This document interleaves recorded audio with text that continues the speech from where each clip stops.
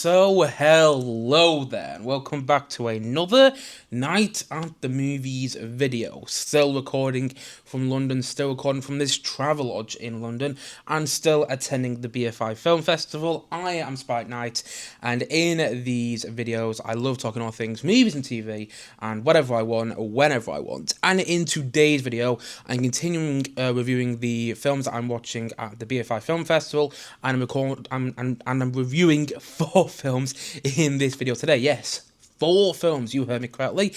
Firstly, I'll be reviewing a film which I just watched this morning in Springsteen, Deliver Me From Nowhere, which is coming out next week. It's coming out really soon. Then I will be reviewing Guillermo del Toro's Frankenstein, which releases in select cinemas at the end of this month and releases on Netflix in early November. Then I'll be reviewing the new Bradley Cooper film, Is This Thing On, which I don't think comes out until December. It might even come out in January. I'm not quite sure when that film releases. But yes, I'm reviewing that in today's video, in this video today. And I will finally be reviewing Roofman, the new Channing Tatum and Kirsten Dunst film, which is probably out in cinemas by the time that this video comes out on YouTube. So, let's get into it, shall we? Let's get into my reviews. So let's start off with Springsteen, Deliver Me From Nowhere. So this is the new film all about Bruce Springsteen recording Nebraska. In fact, the Google plot synopsis for this film goes as follows. Don't know why I can't speak in today's video. Yes, the Google plot synopsis goes as follows. On the cusp of global superstardom, New Jersey rocker Bruce Springsteen, played by Jeremy Allen White, which many people might know as Carmen from The Bear, in this, he plays Bruce in this film, struggles to reconcile the pressures of success with the ghosts of his past as he records the album Nebraska in the early 1980s. And that's pretty much what the film is about. And like I already said just there, it stars Jeremy Allen White as Bruce Springsteen and Jeremy Strong as Bruce Springsteen's manager, John Lando. I think that's what his name is, if I got it correct there. He was at the premiere last night. Yeah, I actually saw the premiere for this film taking place, the UK premiere. It's already premiered in America, but the UK premiere I saw taking place last night, and I got to watch the film this morning. So I didn't watch it at the premiere screening, but I got to see the premiere taking place, and Jeremy Allen White showed up there alongside Bruce Springsteen himself. The boss showed up at the premiere. So did Jeremy Strong. Stephen Graham, who plays Bruce Springsteen's father in this film, he showed up at the premiere. And there was somebody else who showed up at the premiere. Oh yeah, Rob Brydon, which many people might know from hosting What I Lie To, who plays Uncle Bryn in Gavin and Stacey. He showed up at the premiere. I listened to his podcast, and he is a self-proclaimed Bruce Springsteen fan, so that's not a huge surprise there. So yes, I saw this film this morning, and I was a bit nervous about it because I've heard some not great things. I heard that it's a good film, not a great film. I heard some people disappointed by it, and I was thinking, oh great, it's another musical biopic. I mean, that's what I thought it was. I mean, it's not actually a musical biopic, and I'll talk about that a bit later in this review, in this video, but I thought it was going to be another musical biopic, and I was like, oh, I'm starting to go off musical biopics, and so I went into the film ready to be disappointed, hoping to love it, but ready to dislike it, and honestly, I really like this film. I don't understand the criticisms it's getting. I was into it throughout its entire runtime. I don't know how long it was, maybe like an hour and a half. That's what it felt like to me. I was totally locked into the film. And I'm someone who's not a big Bruce Springsteen fan. I've seen him live, which I always find a bit funny because I'm not a huge Bruce Springsteen fan. There are huge Bruce Springsteen fans out there who would die to see him live, and yet I'm not one of them, and I've seen him live. So it is a bit funny that I've seen him live, and yet I'm not one of his biggest fans, but I do enjoy quite a bit of his music. There's some songs which I like a lot more than others. But a couple of months ago, because I knew this film was being made about the Nebraska album, I tried listening to the Nebraska album, and it wasn't for me. I mean, it's a folk album, if I'm not mistaken. It's an album with a lot of folk music in, and I'm not a big fan of folk music, so I was not really the biggest fan of that album, and I was thinking, oh, they're making a film about this album, maybe it won't be for me. But again, I was sat there watching the film this morning, and I was totally locked into it. I think all the performances are great. I think Jeremy Allen White gives the best performance I've seen him do. I mean, he's great in The Bear. He's brilliant in The Bear. He won Emmys for his performance in The Bear. But he was really terrific in this film. Like, really terrific, to the point that I never really felt like I was watching Jeremy Allen White. At times, I will say it did feel like I was watching someone do a Bruce Springsteen impersonation, but I think that kind of worked in this film's favour, personally. And Jeremy Strong is great, he's not overacting, he's doing quite a lot of subtle acting in the film, and I found him very compelling to watch. And Stephen Graham, wow, Stephen Graham is quite something in this film. He plays Bruce Springsteen's dad, who's a complicated character to say the least. And I think, Stephen Graham really leans into that. He's on a roll this year, what with Adolescence, A Thousand Blows, which is on Disney Plus earlier this year. I didn't see that, but my brother and my mum did, and they highly recommend it. And he was in something else not too long ago. I forgot it was now, but he's on a roll this year, and I think this continues his role personally. He is terrific in the film. All the main performances, Odessa Young as Bruce Springsteen's girlfriend in this film. I kind of want to do inverted commas when I say girlfriend, because again, that's a bit more of a complex relationship than the trailers of the film lets on. But the one who plays his love interest in the film, she is also good. Yes, all the performances are fantastic. The way it's shot, it's beautiful. And I was watching the film and I was totally into it. And this is coming from somebody who's not a huge Bruce Springsteen fan. I would say I'm a fan of his music, but I'm not somebody who is a die-hard Springsteen fan. Like that, you get some die-hard Springsteen fans out there, and again, I'm not one of them. But I was watching this film and I started to get more of an appreciation for the Nebraska album, and more of an appreciation for Bruce Springsteen. The film is really about someone grappling with their past. I mean, as I said in the Google plot synopsis, when I read the Google plot synopsis earlier on in this review, the film is really about someone grappling with their past, grappling with their demons, and I think the film really tackles that well. And it's not a musical biopic. I cannot stress that enough. It's not really a musical biopic. It's telling the story of an artist at one point in their life. You don't see the rise of the artist. You don't see the so-called demise of the artist, which you might, or the eventual. I can't pronounce the word eventual today. I don't know what's going on with me. But anyway, you don't even get. There's nothing like that in this film. It's not a musical biopic where you see the rise of the artist, the fall of the artist, and then the eventual. Got there in the end, redemption of the artist. It's more a film about watching this artist who's already risen to such global stardom, or maybe not global stardom, but who's risen to this, risen to this point in his life where he's kind of got everything, and then he doesn't really know what to do. And I really liked how he explored that. I'm not going to sit here and say it's a great film. I mean, maybe on a rewatch, I would think it's a great film, but what I will say is, it made me appreciate Bruce Springsteen in a new light. It made me appreciate his music in a new light. It made me appreciate his music making in a new light. And I thought it was a worthwhile watch. I really liked it. And I'm hoping it gets some love the more people see it, because at the moment it's not getting a lot of love. And I don't know how Bruce Springsteen diehard Bruce Springsteen fans are going to react to this film. I don't know if they're going to love it or not. But personally, as someone who is a fan of his music, again, not a diehard fan, but a fan, I enjoyed it enough to come out of the cinema and go, you know what? That was a really good film. A really good film. Again, I'm not sure if I could say it's a great film, but it was not what I expected, and I liked that about it. Yeah. I thought it was very well made, beautifully shot, and quite memorable at the same time. And so I'm just going to do this rating off the bat. I haven't planned this rating at all. I'd probably say that Springsteen Deliver Me From Nowhere, which is actually a good title, by the way. One last thing on Springsteen film. I went into the cinema thinking, oh, God, this film's got a terrible title. Then I came out of the cinema thinking, that was the best title for that movie. I mean, for a lot of people who don't know what the film is really about, who haven't watched the film, you might go into the cinema thinking, why is it called Deliver Me From Nowhere? That's a terrible title, but it works. I can tell you now, it works in the context of this film. Once you watch it and once you come out of the cinema, you'll be going, okay, I understand why it was called that. And also, I think it's the same name as a book that this film is based on, so that also makes sense. And I haven't read the book that this film is based on, by the way, as you probably guessed in this review today. But yes, I thought the name worked. So I'm going to say that Springsteen Deliver Me From Nowhere, I'd probably give it 7.5 out of 10, but it's a solid 7.5 out of 10. You know what I mean? I wouldn't rate it any lower. And maybe on a rewatch, I'd rate it even higher. Yeah.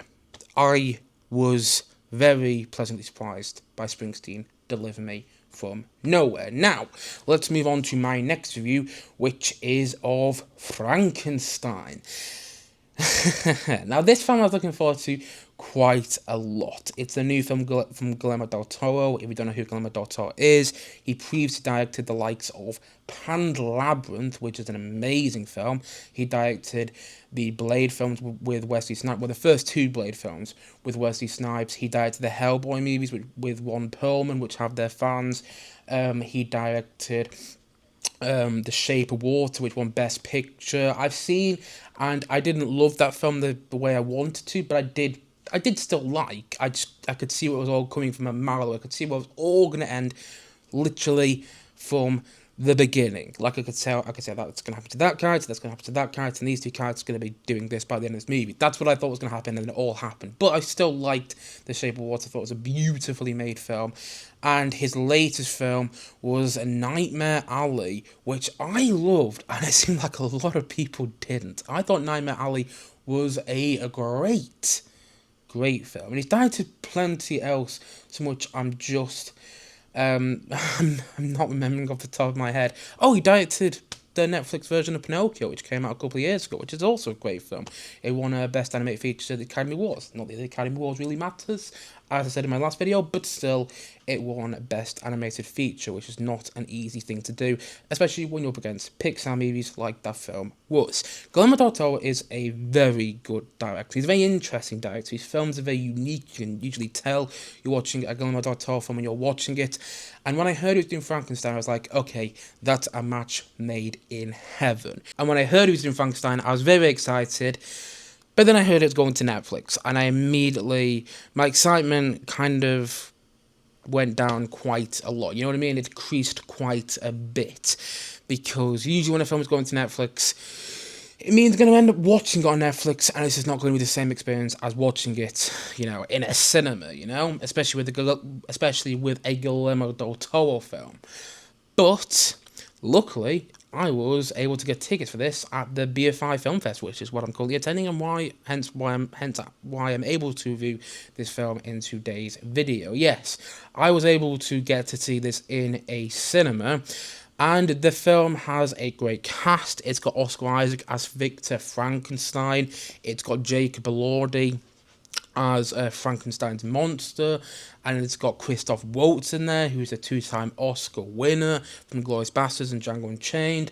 It's got Charles Dance in there in a small role, David Bradley in there in a small role. It's got this Amir Goth is the love interest in this film, the main female central character. The main female character in this film is what I was meant to say there. You've got a great cast in there with loads of actors just doing small roles, loads of actors that you've probably seen in something and you don't actually know their names, but then you watch them in this and you go, oh, it's such and such a boy from this film. This film's got a great cast. The trailers looked amazing in my opinion, but the film's not been receiving amazing reviews. So I went into the cinema to watch it yesterday. Was it yesterday or was it 2 days ago? I don't know, it was 2 days ago even.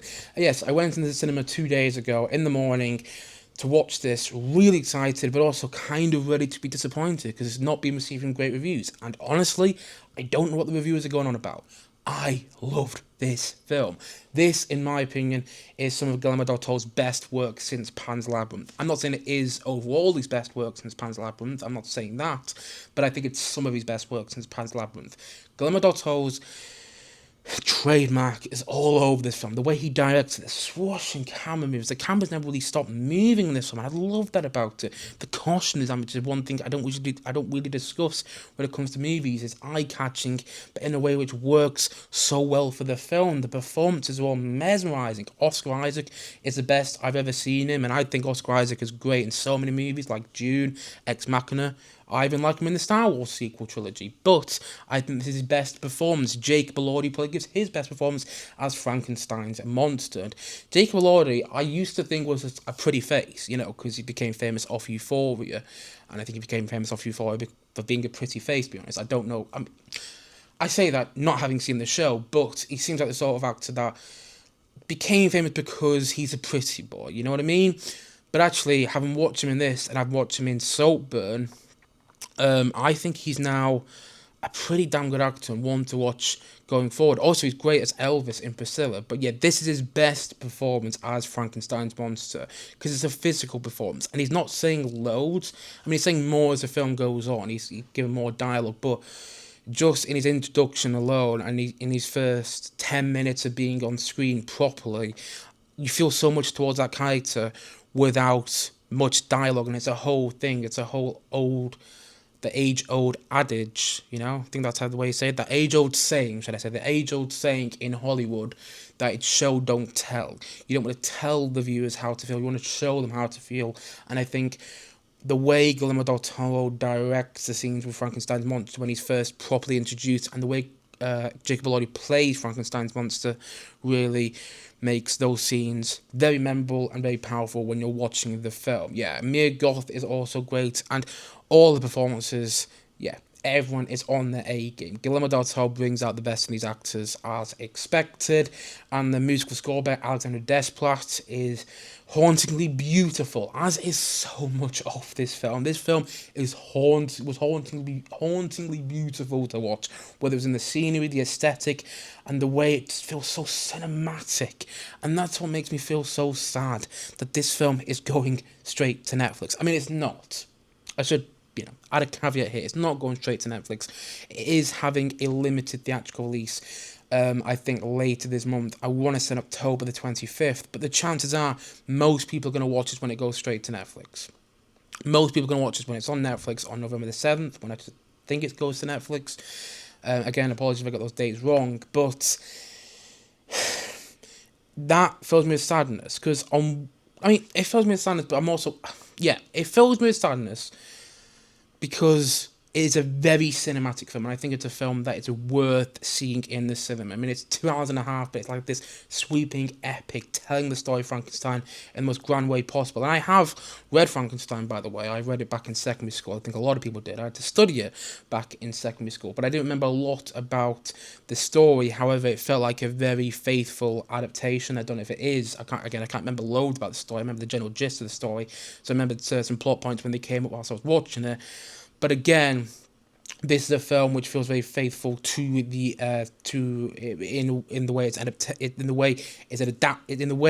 adapting. I don't know what's going on with me today. In the way it's adapting the story of Frankenstein, but also, what was I saying before? It's a very cinematic movie, and I do think it is worth watching in the cinema if you get the chance. I will try and watch it in the cinema again because I want to see this film in the cinema. I want to take people who are interested in watching this film to the cinema to have the proper experience whilst watching it, because the film in its second half I think is slightly slower than it is in its first half. I can imagine people getting bored by this on Netflix because they're distracted by everything else going on in their houses if they're watching this from the comfort of their own homes. And I don't fault people for that, because it's easy to get distracted. I get distracted all the time when watching stuff from the comfort of my own home. But at the same time, it's also not the same experience, you know what I mean? And this film is a proper experience watching this in the cinema. It was a proper experience to watch, and I think you only really get that when you watch it in the cinema, and I don't think you're going to get that when you watch it on streaming. So, yeah, I do think it's unfortunate that this film is going straight to... Well, again, it's not going straight to streaming, but it kind of is at the same time.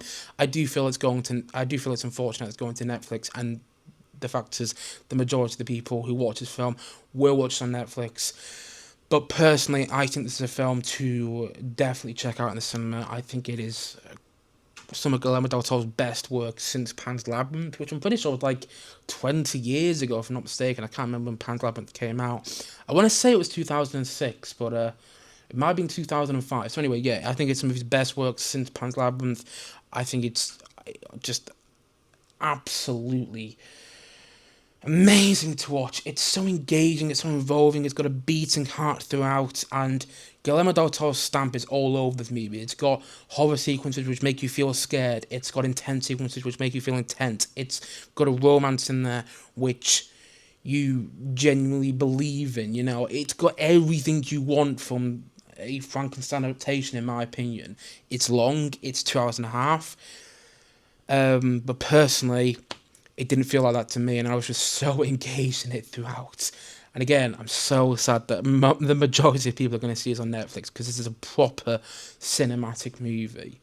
And you know, I do feel it would have done well in cinemas as well if it got a proper cinematic release. I do feel it would have done well because it's a Frankenstein story and it came out by October. If it had its worldwide cinema release in all these different cinemas just before Halloween, I do think it would have done well. But unfortunately, only getting limited theatrical release, and so I don't think people quite have the same experience with this film that I did. But nevertheless, I did have this amazing experience watching Guillermo del Toro's take on Frankenstein, and that is why I am easily going to give it a 9 out of 10. I can't quite give it a 10 out of 10. I have my small criticisms here and there, but that's mainly to do with the story. I don't necessarily have criticisms with the way Guillermo del Toro adapts it. I mean, I've got small nitpicks here and there, but as of right now, I would give this film a 9 out of 10. I might rewatch it. Actually, no, I'll definitely rewatch it before the end of the year, and hopefully rewatch it in the cinema to see if I like it any more or any less. But on the first viewing, man alive, I came out of the cinema, and I felt like my days got 10 times better. You know what I mean? Yeah, it has some wobbly CGI in there, but that's kind of like the only criticism I can think of. Actually, you know what? Yeah, I might give this a 10 out of 10. It's what I expected, it's what I wanted, and then some more so at the same time. Yeah, I absolutely loved it, as I've already said in my review of Frankenstein in today's video. So there you go. I'd probably say that Frankenstein is, right now, a 10 out of 10 from me. And that's after watching it in the cinema, which is where I think you should watch it. Now, let's move on to my next review. Hopefully my next couple of reviews will be a bit quicker, so this video doesn't look as long when I put it up on YouTube, because I do ramble on. But anyway, let's move on to my next review, which is of the new Bradley Cooper film, Is This Thing On? So, Is This Thing On? As I just said, it's a new Bradley Cooper film. Bradley Cooper previously directed A Star Is Born and Maestro, and he returns in the directing chair for this film. He also stars again in this film, but not in the lead role. He plays a supporting role in this film, unlike A Star Is Born, and unlike Maestro, he is not the lead in the film. Instead, the lead is Will Arnett. Will Arnett, who's probably best known for playing Gob, the magician brother in Arrested Development. If you haven't seen that show, you definitely should, by the way. One of the best comedies ever made. At least the first 3 seasons of it are. And he also voiced the Lego Batman in the Lego movies and in the Lego Batman movie. Yes, he's been around in Hollywood for quite a bit of time, but I don't think he's quite got an opportunity to star in a movie like this before.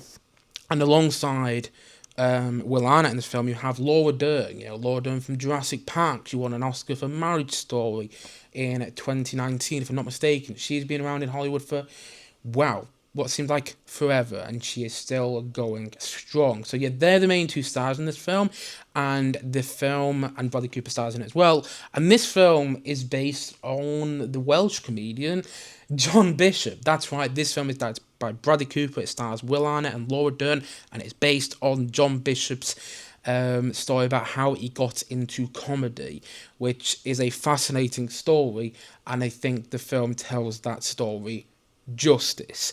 I'm not going to give away what the plot synopsis is for this film, because I think it's better explained when you watch the film, because the film, like I said, does it justice. And you know what? This is a great film. This is a really great film, and I think it's easily Bradley Cooper's best film yet. I think A Star Is Born is okay. It's not really my sort of film, and I think the more I think about Maestro, the more I kind of sour on it a bit, whilst the more I think about Is This Thing On, and granted I only saw it a couple of days ago, but I am surprised by how much it worked to me. I was kind of ready to dislike it. Again, wanting to love it, but kind of ready to dislike it. The same I was about the Springsteen film. But, no, I ended up coming out of this movie. I was like, that was really good. That was really good. It's this great story about a marriage that is falling apart, and how these 2 people have to, get to grips with how their marriage is falling apart, and how they have to get to grips with, living their own lives that are not necessarily so entwined with one another anymore. But then the film also tells a story about this marriage being fixed, and this marriage trying to be fixed, and these 2 people who are trying to make their lives work outside of their marriage. And I was so into it. Will Arnett gives his best performance I've seen him do. I mean, I'll always love him as Gob from Arrested Development, I will, but This is probably, yeah, this it shows his dramatic range in a way that I haven't seen another film do, or in a way that I haven't seen him in anything else do. He is like so compelling in this film. There's quite a few moments when he's doing stand up because the film is centered around his character getting into stand up. Again, it's centered around the Welsh comedian John Bishop, who is a stand up comedian who does stand up quite a lot. The film, yeah, it focused on him doing stand up quite a bit, and he plays those scenes so well. These scenes which are almost uncomfortable to watch because he's not very funny in the film. His character isn't very funny, and the film leans into that. But then also, it leans into how he's just trying to make his life work after his marriage is falling apart. Then when it starts to get on the mend, and just the way Will Arnett plays the lead is quite something. I did not know whether he could lead a film like this, but I would pleasantly surprised to be wrong. Yes, Will Arnett gives his best performance that I've seen him do it. I want to see more dramatic stuff after this because I think he is actually a really good dramatic actor. And I think most people only know him as a comedic actor, and he is funny in this film as well. But I want to see him do more serious stuff too, because in this film he showed he can. Laura Dern is also brilliant. She's so magnetic in the film, and you expect that from Laura Dern. This is an Oscar-winning actress who's been around the business for forever. There's a reason she's been around the business for forever, and you can tell that when you watch this film.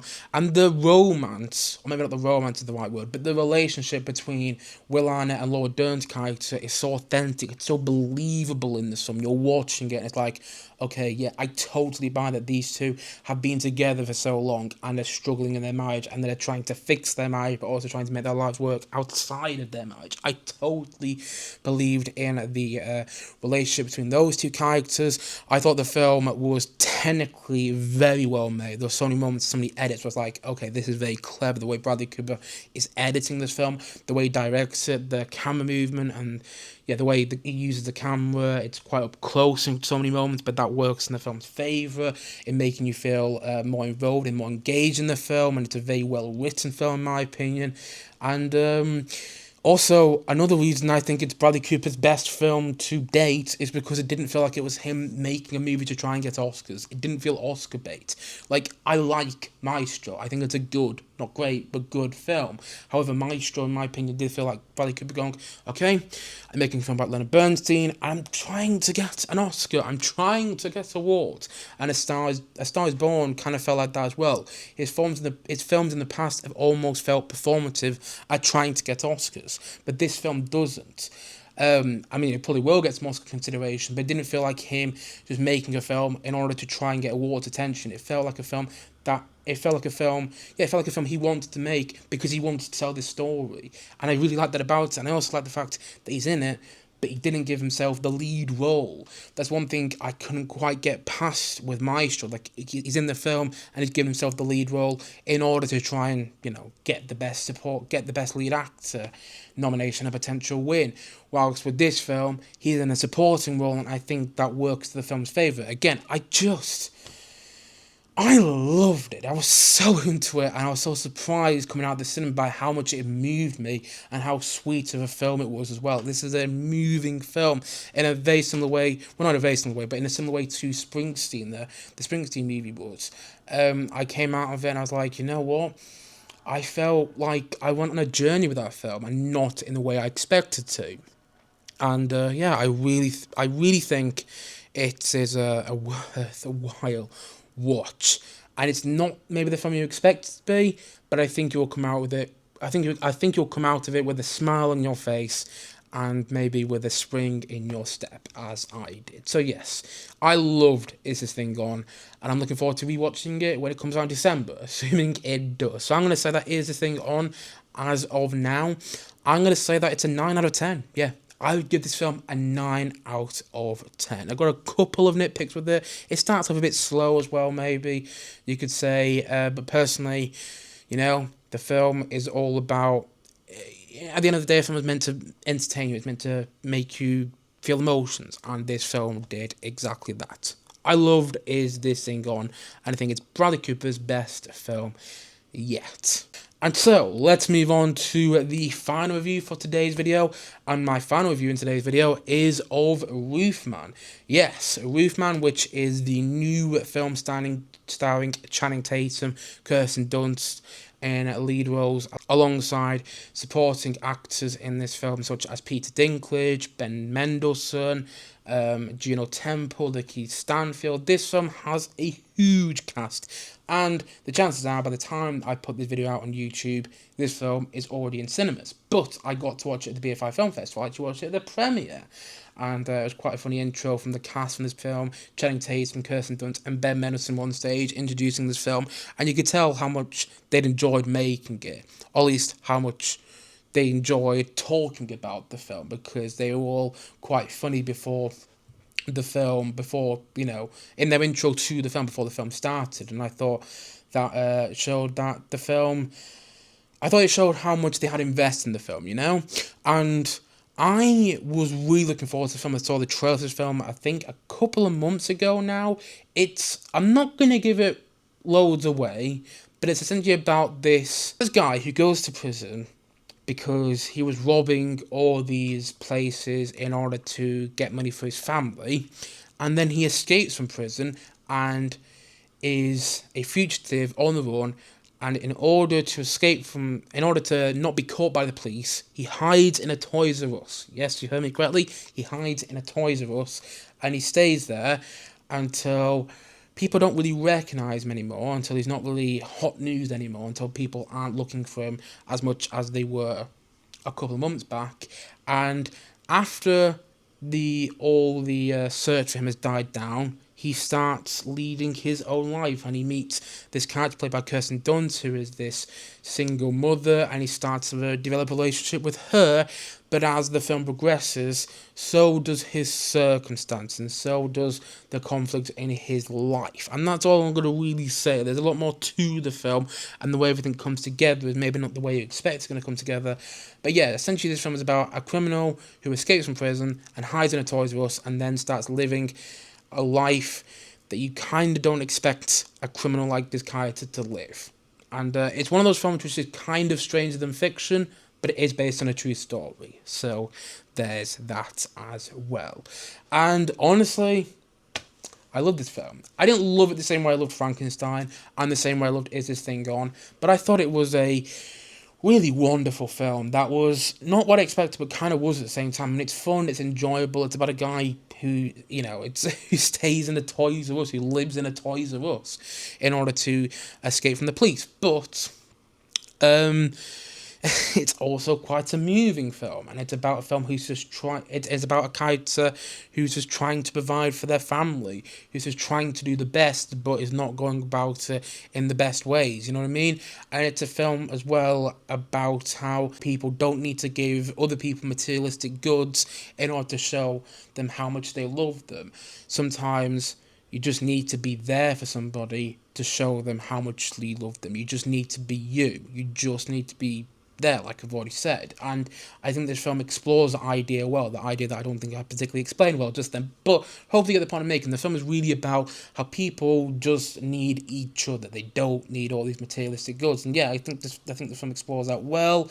I think it's also very funny in some parts, and it's surprising. It moved me more than I thought it was going to. I thought it was going to be a really fun, enjoyable movie, maybe with a deep message in there, and no, there are some quite emotional moments, particularly as the film comes to a climax. I will say I was hoping for a little bit more here and there in some of the more, what am I trying to say here? In some of the more climactic moments of the film. I still think the climax works really well, but I was just hoping for a little bit more in the climactic moments of the film, and I do think the film could have done a slightly better job at showing Channing Tatum with his family at the start of the film, Channing Tatum's character with his family at the start of the film. And again, I'm not saying I loved it the same way I loved Frankenstein and Is This Thing Gone. And I'm not going to sit here and say it's an amazing film, but it's one of those films you'll probably see on like Prime Video or another streaming service in a couple of months' time, and you'll think, you know what, that looks like an enjoyable movie, and then it'll surprise you by not being the movie you expect it to be, and then you'll probably sit there at the end of the movie and go, you know what, that would have probably been good watching it in the cinema. And then you're like, why didn't I watch it in the cinema? It's one of those sort of films. So I think you should watch it in the cinema. I do think it's worth watching this. It's worth a watch in the cinema, but the chances are most people won't, and it'll probably be a streaming hit.